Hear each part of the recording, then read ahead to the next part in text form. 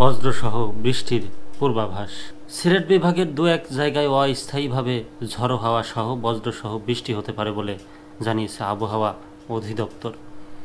যারা সীমান্তবর্তী বলতে হাওর এলাকায় থাকেন, যেমন সুনামগঞ্জ হাওর, প্রতি বছরই কিন্তু সেখানে হাজারের কাছে চলে যায় কিনা, মানে বেশ ভালোই লোকজন মারা যায় এই বজ্রসহ। দিনে 14 জন 15 জন করে মরার খবর আসে।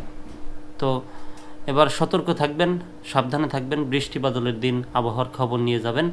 আর যেদিন বজ্রসহ বৃষ্টি হতে পারে সেদিন মাঠে ঘাটে না যাওয়াটাই ভালো হবে।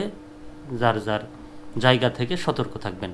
শনিবার 15 মার্চ আবহাওয়াবিদ ডক্টর মোহাম্মদ আব্দুল কালাম মল্লিক স্বাক্ষরিত 72 ঘন্টার পূর্বাভাসে এ তথ্য দেওয়া হয়। পূর্বাভাসে বলা হয়, লঘুচাপের বর্ধিতাংশ পশ্চিমবঙ্গ ও তৎসংলগ্ন এলাকা পর্যন্ত বিস্তৃত রয়েছে। মৌসুমের স্বাভাবিক লঘুচাপ দক্ষিণ বঙ্গোপসাগরে অবস্থান করছে। এ অবস্থায় শনিবার 15 মার্চ সিলেট বিভাগের দু এক জায়গায় অস্থায়ীভাবে ঝড়ো হাওয়া সহ বজ্রসহ বৃষ্টি হতে পারে। এছাড়া দেশের অন্যত্র অস্থায়ীভাবে আংশিক মেঘলা আকাশ সহ আবহাওয়া শুষ্ক থাকতে পারে। সারা দেশে দিনের তাপমাত্রা সামান্য বৃদ্ধি পেতে পারে এবং রাতের তাপমাত্রা প্রায় অপরিবর্তিত থাকতে পারে। গরমের ভাব কিন্তু ভালো না, একটু গরমই পড়ছে।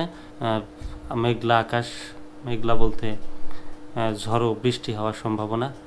তো যারা সুনামগঞ্জের হাওর এলাকায় আছেন তাদেরকে বেশি সতর্ক থাকতে হবে, কারণ প্রতি বছরই সেখানে অসংখ্য বজ্রপাতে মারা যাচ্ছে, মানুষ মারা যাচ্ছে। তাজা প্রাণ, ধান কাটতে গিয়ে, ক্ষেতের কাজ করতে গিয়ে দেখা যাচ্ছে 2 জন 3 জন একসাথে করে মারা যাচ্ছে। তো এসব আসলে প্রাকৃতিক যেই বলা হয়, এটাকে প্রকৃতির খেলা। সুতরাং এই খেলায় যেমন ভূমিকম্প, আর্থকুয়েকে কিন্তু আগে থেকে ওইভাবে বৃষ্টি বাদলের মতো জানা যায় না।